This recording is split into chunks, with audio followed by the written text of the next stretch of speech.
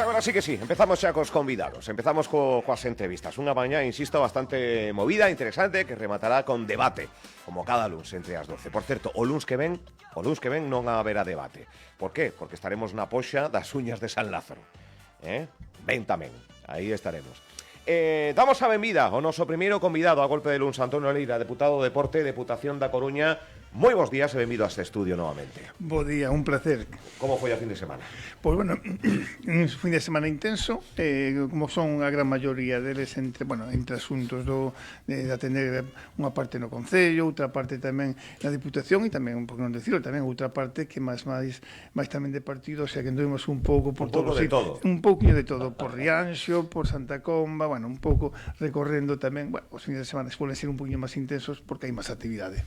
Por eso yo pregunto. Imos comenzar por algo que esta fin de semana xa queda atrás, pero a fin de semana que ven con un par de eventos, de actos que teñen a Deputación da Coruña e as súas áreas como protagonistas. Imos comenzar por esa gala do deporte que ven, que me explique vostede, porque ven un pouco a poñer en valor todo ese deporte rico, variado que se celebra e que acontece na nosa provincia, non? Sí, efectivamente, o próximo venres celebraremos a cuarta edición. Son digamos, moi noviños, como ves, son 4 anos que levamos dando ese homenaxe ao deporte da provincia e, son 4 anos moi intensos. Os 3 anos anteriores foron cheos de moito contido, moita variedade tamén, e depois tamén de moito recoñecemento aos clubs, adestradores, utilleros, empresas tamén e, por suposto, tamén sin olvidarnos das familias, que eu sempre digo que as familias son os maiores patrocinadores que hai no mundo do deporte e, por lo tanto, poñer en valor todo eso creo que é unha débeda que tiñamos na Diputación e levamos esta cuarta edición e estamos moi satisfeitos porque, xa nas anteriores pasaron un elenco de deportistas enormes e que na provincia vamos dándonos conta de que cada vez é máis rico e máis variado. O traballo da Deputación en pro do deporte é continuo. Isto é unha festa tamén de punto de reunión onde moita xente non se ve, pero sirve de foro social do deporte tamén esta gala. Sí, sin dúbida que sí, por ese recoñecemento non a todos eles e aparte, é un día tamén de encontro porque hai xente que, o venres celebraremos un día de precisamente para pasar un rato agradable e non solamente os que son premiados, non os recoñecidos, sino digamos todo o mundo do deporte en sí, non? Agora mesmo en 3 anos pasados, fíjate, pasou por ali recoñecidos desde Ana Peleteiro, Fernando Romai, Belén Toimil, Carlos Arévalo, o noso benqueído Moncho Fernández daqui da comarca. É dicir, vai un pouquinho o elenco moi variado e, por lo tanto, creo que vai ser unha xornada moi festiva e, aparte, moi divertida tamén, porque hai sorpresas polo medio. Oye, no que se refire a non sei se a altas federativas, pero hai algún deporte que na provincia da Coruña resalta por enriba dos outros? Pode ser o fútbol por isto de que o deporte rei? Sí, é verdade, no que ha habido co fútbol, no que ha habido que ten, unha visibilidade moitísimo maior e incluso, tamén, por que non decilo, tamén ten moitos máis medios para poder desarrollarse, pero nos en ese sentido sí que temos moi claro en que noso deporte de base é o noso ADN, non? E non baseándonos solamente no fútbol, que tamén, de feito, nos últimos anos o que intentamos buscar dentro do propio fútbol é a igualdade no fútbol, é dicir, de homes e mulleres. Está o campeonato da Diputación que tanto para homes como para mulleres, polo tanto, nos en ese sentido sí poñemos o foco. Pero mira, curiosamente, hai deportes en grandes eventos que o que máis destaca me refiero de que ten, digamos, máis visibilidade é o automobilismo. Curiosamente ten o automobilismo, pero, por exemplo, a gimnasia rítmica, nós temos aquí en Compostela un pedazo de campeonato que moveu que fai viravolta todos os anos, que ten unha visibilidade enorme. O baloncesto ten un auge tremendo, é dicir, nese sentido está indo moi para arriba, pero nós agora nos últimos anos puxemos en marcha tamén unha serie de actividades como é o baloncesto 3x3 na rúa, e o balonmano 5x5 na rúa. Mira, simplemente 2 datos. No baloncesto 3x3 na rúa, neste primeiro ano que fixemos o ano pasado, pasaron máis de 1.500 rapaces. E no balonmano, nos este o terceiro ano, máis de 8.000 rapaces. Que perseguimos aí? Que estos deportes, como outros máis, non? Que se practiquen na rúa, como facíamos cando éramos cativos. E a partir de aí, lóxicamente, que se trasladen aos pabellóns e demos as instalacións deportivas que hai. Por lo tanto, para nós, o deporte base, calqueira que sexa a disciplina, é importante. E, ademais, estamos abertos e en continuo contacto cas federacións para que nos hagan propostas para poñelos en marcha. Onde será esa gala? Será na Coruña? Na Coruña, no Teatro Colón, sí. Pois no Teatro Colón. estarei. Encantado, sabes que é un placer recibirvos. Para disfrutar de, bueno, pois desa festa do deporte onde tan ben se coida por parte de Antonio Leira nas funcións da Deputación da Coruña. Outra proba que tamén se celebra a fin de semana, o domingo. O domingo, Unha sí, carreira, o 10.000 peregrinos que está chamada a revalidar o éxito da pasada edición, que xa foi importante. De feito, unha proba que vai a máis, é dicir, ou algún día seguimos esa cifra de 10.000, bueno, sería un soño, pero bueno, en calquer caso, tampouco que sea un objetivo prioritario, sino que o objetivo prioritario é que a xente participe, se divirta, e unha proba na que, fíjate, podemos encontrar atletas de moito renombre e que tú algún día poidas decir, tú mismo poidas correr e podes decir, corrín con Adrián Ben, corrín con Alice Finot, non? Bueno, pois un pouco, digamos, que quede ese sabor de boca e, bueno, e evidentemente, ano tras ano, como ben dís, vai subindo a cuarta edición, unha primeira edición que tuvo pouco máis de 1.000 participantes e o ano pasado algo máis de 2.000 e a día de hoxe, nesta mañán que estuve mirando por casualidade, temos xa 3.500 inscritos, é dicir, esperamos poder chegar a este ritmo chegamos aos 10.000 en 3-4 edicións, o gallá, ainda que repito que non é ese o objetivo, sino que o objetivo é que a xente se divirta, que sea un día de festa, de recoñecemento tamén e que as rúas de Compostela pois ateguen de xente. Iba a decir que en Santiago de Compostela ten algunha particularidade esta proba? Contanos un pouco máis de... Bueno, a particularidade que ten é que son distintas modalidades. Temos unha clásica 10K, que bueno, onde realmente hai un elenco moi importante de atletas consolidados e máis de xente que é aficionada, que estamos ahora alrededor aproximadamente 2.200 inscritos e que non está nada mal. Temos unha 5K que tamén é moi exigente e tamén ao mesmo tempo é divertida para, bueno, aqueles que a mellor non estén tan, digamos, non teñen unha forza física tan potente, non? Que tamén estamos nunhas cifras similares, 1.200, 1.300, pero depois temos dúas que eu quero resaltar moito, que son máis populares, non? Unha 2K e unha 2K que además en este caso leva unha modalidade que é inclusiva. Nos pretendemos que sea unha proba accesible a todo o mundo, familias, nenos, e depois temos dentro tamén da 2K unha modalidade que é para escolares, no?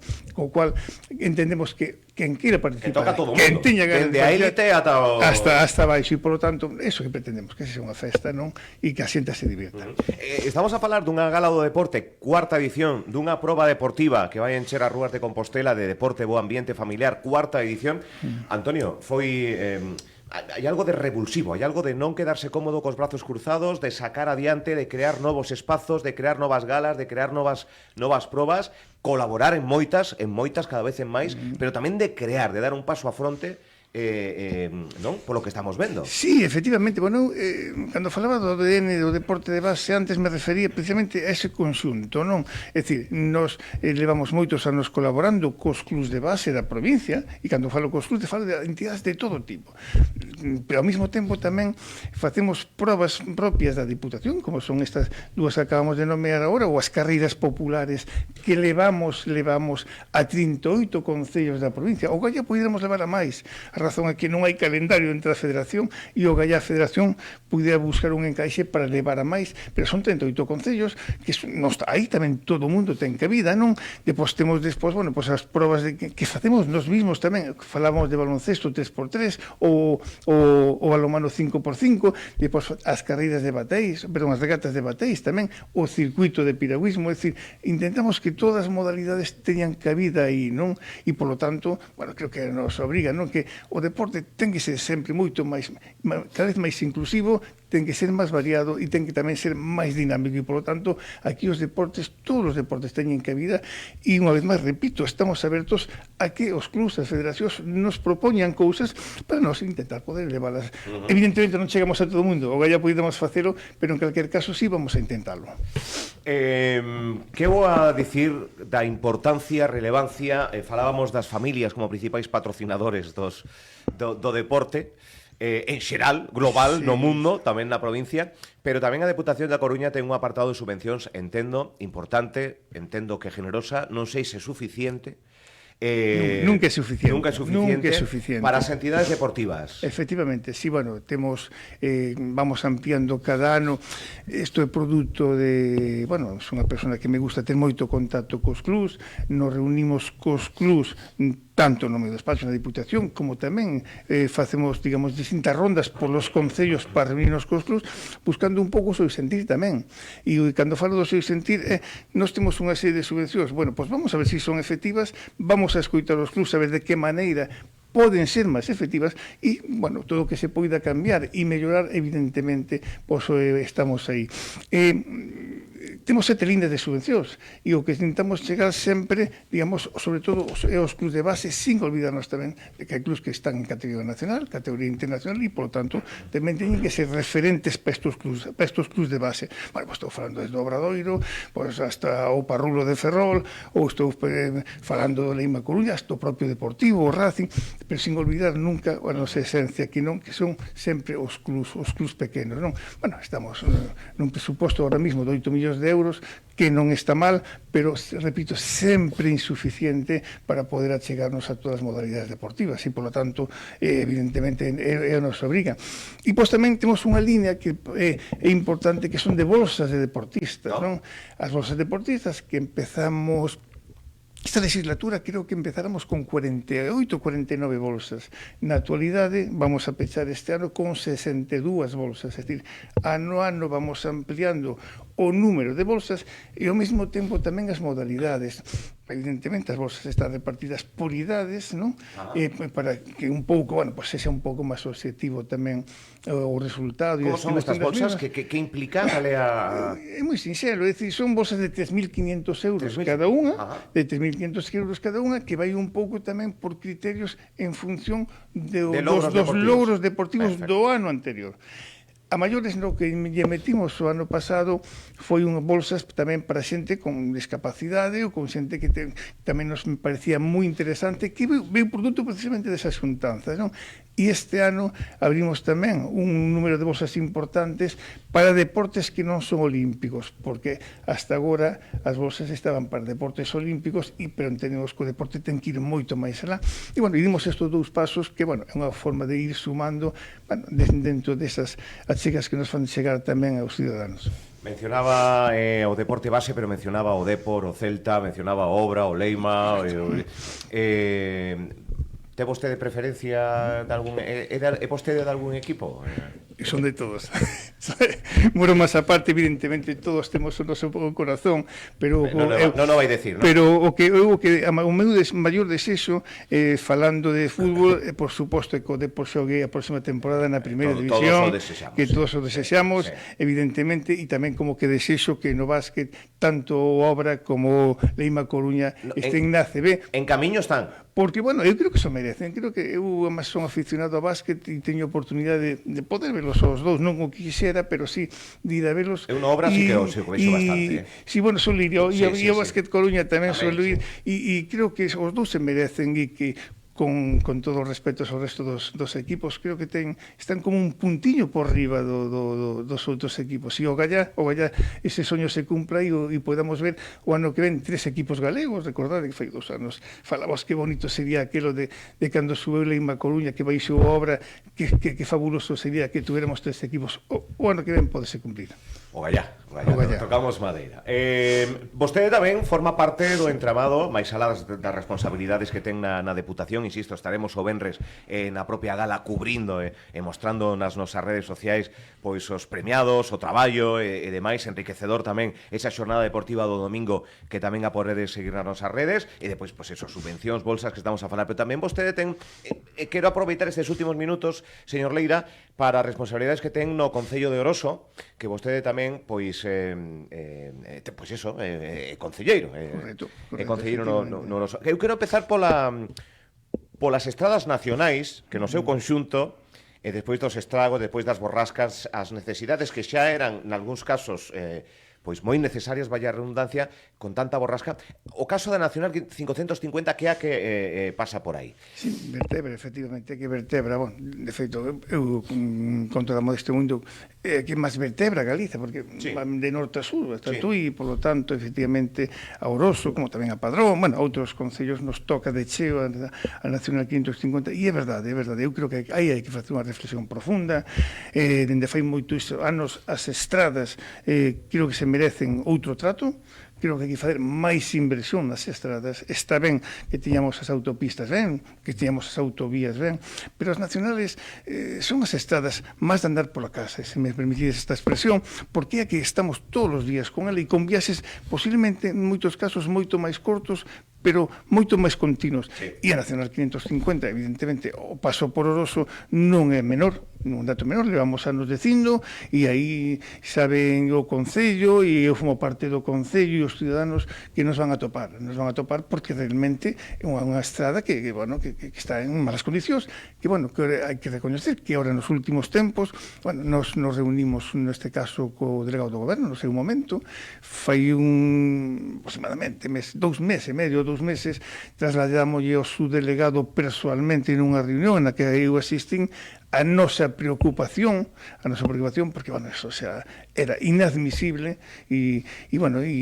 temos que estar satisfeitos pero atentos, que mes e medio despois, se este actuando polo menos no tramo que vai entre Ordes e Santiago, e temos o compromiso a parte de así o anunciou tamén o delegado do goberno que se vai actuar en toda a Nacional 550 como en outras estradas que non nos tocan tanto, pero sí, por lo tanto, pero sí que é verdade que eu creo que o Estado a partir de agora debería de ter unha partida moi especial para as estradas nacionales, porque son as do pan nuestro de cada día, e polo tanto a nos preocupa, e os veciños xa foron bastante pacientes como para soportar todos estes atrancos. Hai alcaldes aquí, alcalde do Pino, por exemplo, que tamén falou da 547, da 634, de facer unha reclamación conxunta, a que se suma tamén pois dunha reivindicación por parte do deputado edil de... Por suposto que sí, en Oroso. Que outras situacións ten Oroso que lle preocupan ou que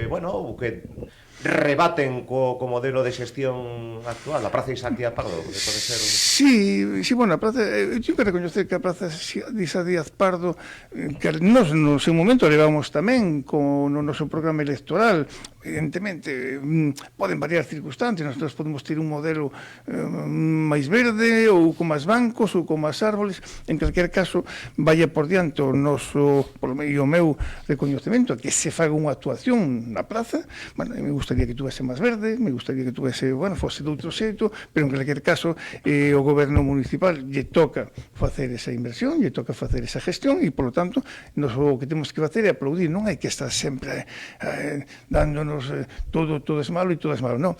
Pero sí que é certo que nós o que criticamos é a fórmula, porque, a praza abreuse por partes, sin estar rematada baixo o noso punto de vista, abreuse un pouquinho a todo o correr para entendernos, para que chegáramos ao Nadal. Creo que non foi un acerto porque 2 meses despois a praza empezou a ter deficiencias, empezou a levantarse pedra, empezou, a ter deficiencias importantes que aínda no día de hoxe siguen, e que, polo tanto, nós tamén o trasladamos no pleno á Corporación Municipal, que non nos parecía que nada, a un mes e pouco de rematarse, que apareceran todas esas deficiencias, e nos preocupaban, non? Pero lonxe desto tamén, porque as deficiencias poden ir amañando, poden levar máis menos tempo e poden ir amañando e se deben de amañar, e eu aplaudo que se fan así, porque realmente ahora mesmo a praza está pechada, é dicir, pechada ao tráfico, isto me referindo, non? E claro, ese é un atranco, non cabe dúbida, pero tamén eu quixera facer un chamamento, que xo fixemos no pleno, non é? Para que fixeran tamén, digamos, un plus no que é a seguridade da praza, porque claro, que pasa? Que no que é a parte da praza, digamos, de ocio, a parte de onde os ciudadanos están ali, sentados ou xugando ao fútbol, os cativos pequenos, e a parte do tráfico, por onde pasa o tráfico rodado, é bastante deficiente, porque está todo ao mismo nivel e non hai ningún tipo de separación, mismamente non hai ningún tipo de paso de cebra. E por iso, para os rapaces que están xugando ali, se despistan e é moi fácil que se vayan. De feito, xa houve algún susto, ou unha persoa maior que cruza por calquer lugar, cuando realmente creo que aquilo debía estar bastante máis delimitado e, por lo menos, estar mellor señalizado. Ese é o chamamento que nos facemos. Sí, pero con outras sí, eu penso además que son consideracións que además que se poden atender perfectísimamente e creo, eu confío que o fagan, e ahora que digamos, bueno, pues está xa que está pechado ao tráfico, que, bueno, pues se poñen esos pasos de cebra, que poñen esa señalítica, bueno, un pouco que sexa máis accesible para todos, porque cando se trata de humanizar tamén se trata disso. Nos últimos minutos, algunha outra situación que dende a perspectiva, dende a arista socialista en Oroso é mellorable, non? Bueno, nós temos outra perspectiva distinta, evidentemente, e o Concello faise pouco a pouco e día a día, non cabe dúbida, eso é o que goberna lle toca. Pero, bueno, tamén, pero que si faría un chamamento a min é a Escola de Música. A Escola de Música sempre foi un referente en Oroso, foi un referente, é verdade que non baixen o número de matrículas. A Escola de Música, hai que decirlo, que ten todas as matrículas, ou prácticamente todas cubertas, pero o que tamén é verdade que cada vez abandonan máis xente, porque hai máis matrículas, porque non hai renovacións. Ou as renovacións, digamos, quedan bastante escasas, non? O sea, a xente, bueno, chega un momento que chega un nivel, non pode subir de nivel e o deixa. Entran rapaces novos e aí, claro, nos preocupa. Tamén como que nos preocupa que non haxa micros para nunha escola de música, como que nos preocupa que non haxa altavoces, que non haxa auriculares, o sea, cousas tan elementares como as que ten que haber unha cousa. E o que máis nos preocupa é que chova dentro da escola de música.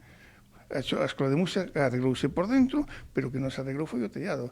Eu creo que é un déficit importantísimo, hasta o punto de que, bueno, houve moitísimas queixas en ese sentido, e incluso os rapaces, bueno, ten un conseguinte peligro de enchufes e demás, que nos consta que xa digamos, algúns enchufes foron neutralizados por isto. Por eso, nos facemos tamén, e así yo fixemos chegar ao goberno municipal, para que, por favor, que acometan ese tipo de digamos, de actuacións, porque nos parecen de primeira necesidade e, polo tanto, non quero ser neste caso paseo de malagüero, pero esperemos que non pase nada, pero bueno, que si por lo menos atenden. E me consta que os profesores fixeron xa unha queixa nese sentido.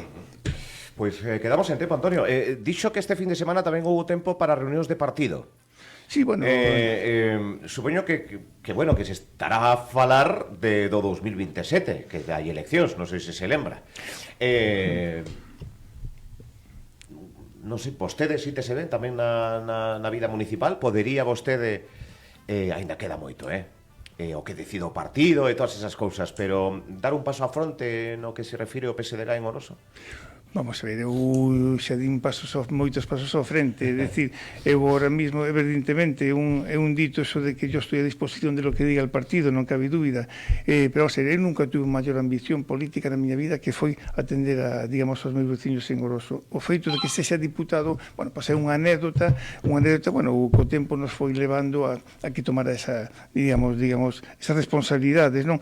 Pero, bueno, eu creo que non queda un ano por diante, Oroso en este momento ten canteira, Oroso, queda un ano por diante e vamos facer as cousas pouquiño a pouco, e precisamente como acabo de comentar agora, con estas aportacións que os ciudadanos vexan que eres útil. Nós estuvemos gobernando 20 anos, ou nos toca estar na oposición, creo que temos que facer a nosa labor de oposición.